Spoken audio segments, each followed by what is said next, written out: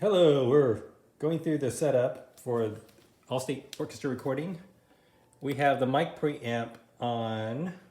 We're plugged into channel 4 because on this preamp, channels 3 and 4 have the op amps on them. They sound warmer and better than channels 1 and 2. So we have the XLR outs of channel 4 going into the mono in on the Tascam, and the other cord is the microphone Neumann that we have plugged in. So to arm the track, we hit record, and right now you can sort of see that it is All-State MP3. It's a mono recording. I have it set up to be, what is up with this focus? Oh, there we go. And it's going to the SD card. The SD card is in here. And to get started, we hit play, and then you should see some things happening, right?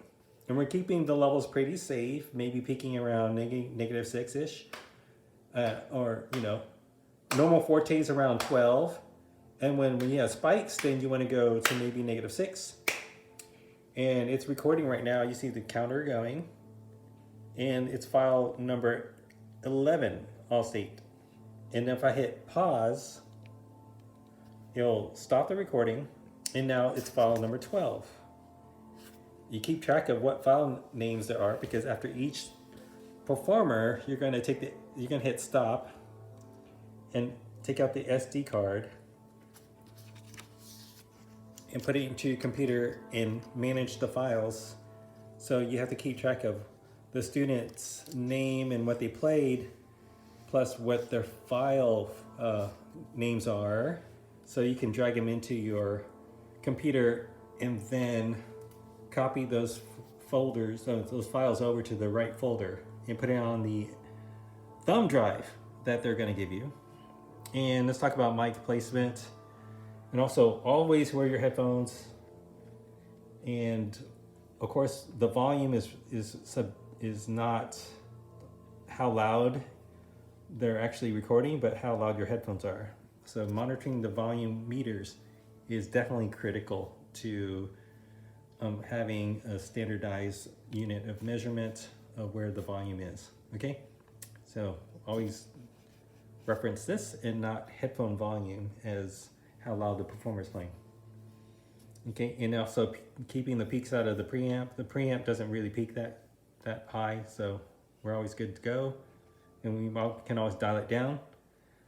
High frequencies on violins are going to be the loudest notes. So low notes on violin won't peak, but high notes will peak. So you want to get tested when they're warming up to make sure that their high notes are not peaking out and hitting all the way to red on 0. And same thing with bass instruments. When you have cello or even bass, that when they play low notes, sometimes they spike, and you want to make sure that those don't spike here. And that's our phantom power. If you have any weird issues or noise happening, turning off the unit and turning it back on will help reset this this preamp, because earlier today we had a little bit of wind on the mic, and then it started creating a buzz.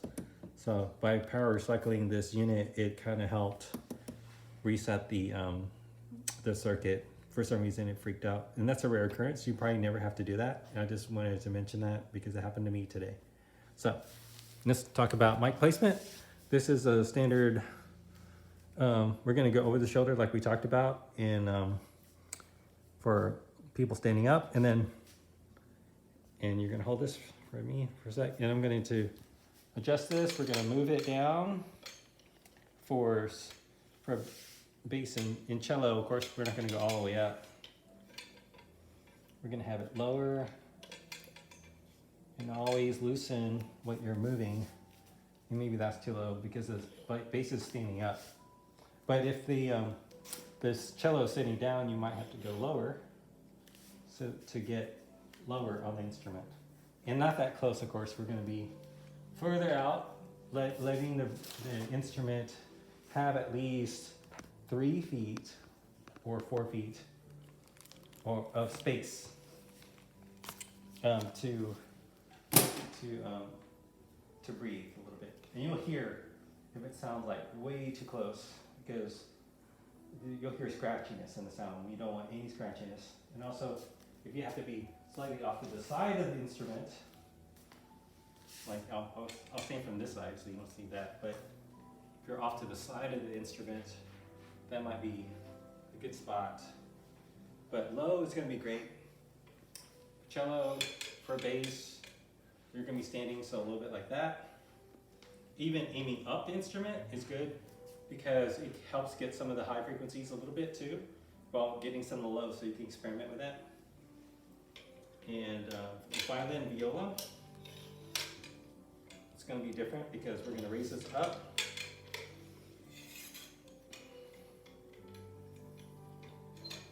And you're going to go over the shoulder. If they're holding their instrument like that, the brightness is going to go that way, but you can get the warmth of the body and still get the brightness, but you're going to get bright and dark areas of the instrument with better tone quality. Playing straight on will give you a brighter tone quality and more scratchiness of the bow contacting around that bridge. From behind, it's going to be a lot better with that. So, also a major thing, pet peeve of mine, is attaching a microphone. You always want to attach, you want to attach it by turning the rod and not the mic. The mic is secure, it will not drop. Microphones cost a lot of money, and this is the way you do it. You tighten by turning the rod and not the mic. And then we plug it in until it clicks. We're good to go. And that's how you do recording setup.